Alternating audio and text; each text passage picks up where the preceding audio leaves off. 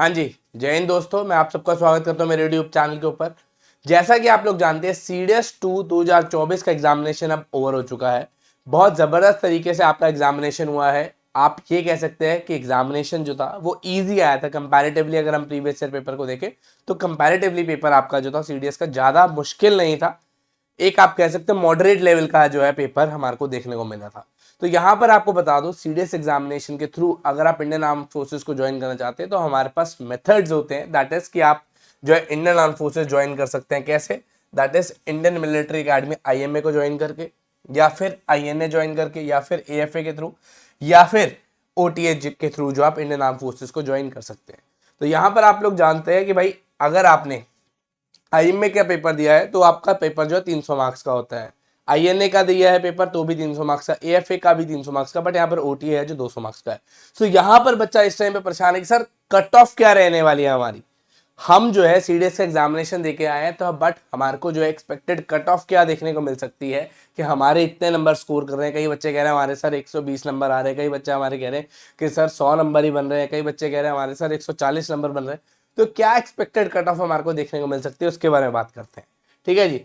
सो सबसे पहले आपको यहाँ पे पैटर्न समझना है कि अगर हम प्रीवियस कट ऑफ चेक करें, ठीक है जी, यहाँ पर मैंने सारे लास्ट ईयर जो हमारे लास्ट 3-4 ईयर्स के हमारी सीडीएस के एग्जामिनेशन की जो कट ऑफ है यहाँ पे दी हुई है, तो उसके अकॉर्डिंगली चले तो हम यहाँ से निकाल सकते हैं कि हमारा कट ऑफ क्या एक्सपेक्टेड हो सकती है। ठीक है जी।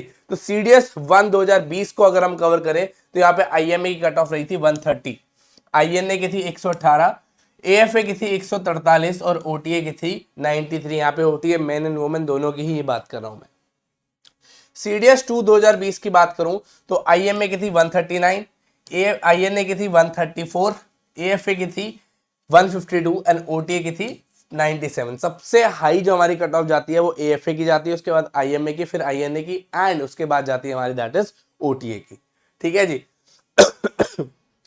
सीडीएस 1 2021 की बात करें तो 145 गई थी आईएमए की, आईएनए की 136, 158 थी एएफए की एंड ओटीए की थी 107।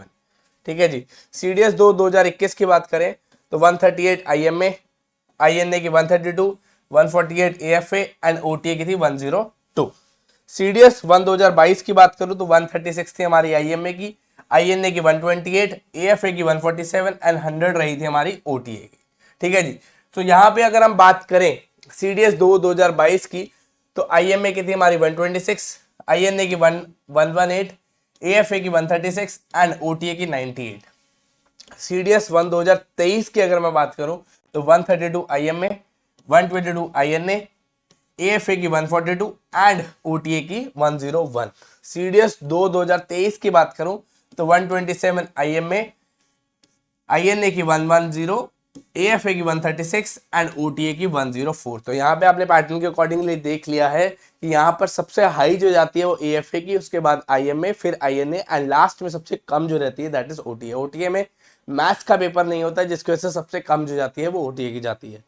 यहाँ पे अगर हम बात करें अब सीडीएस 2 2024 की जो एक्सपेक्टेड कट ऑफ हमारी देखी जा सकती है, अगर हम सबसे पहले आईएमए की बात करें, आईएमए के अंदर हमारे को जो कट ऑफ देखने को मिल सकती है दैट इज 125 से 130। ठीक है जी। 125 से 130 का जो बैरियर है ये हमारे को देखने को मिल सकता है। 125 से 130 के बीच में अगर आपके नंबर आ रहे हैं तो आईएमए की कट ऑफ जो आप क्लियर कर सकते हैं। ठीक है जी। आईएनए की बात करूं 115 से 118 के बीच में अगर आपके नंबर बन रहे हैं तो आप आईएनए के लिए एलिजिबल है। वहीं अगर मैं बात करूं एएफए की तो 140 से 145 के नंबर अगर आपके बन रहे हैं, करीब 140 145 के करीब नंबर बन रहे हैं तो आप एएफए के लिए एलिजिबल है। वहीं अगर ओटीए की बात करूं तो 95 से 100 के बीच में अगर आपका स्कोर आ रहा है तो यहाँ पर ओटीए के लिए आप एलिजिबल है।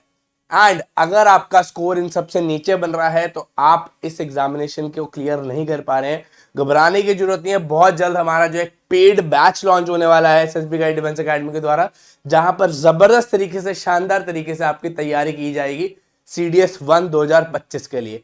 तो इसके रिगार्डिंग भी आपको बहुत जल्द इन्फॉर्मेशन मिल जाएगी, घबराने की जरूरत नहीं है। ठीक है बच्चे।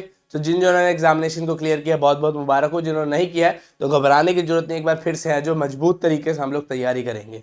ठीक है जी। आपसे मिलेंगे नेक्स्ट वीडियो में, तब तक के लिए जय हिंद, जय भारत।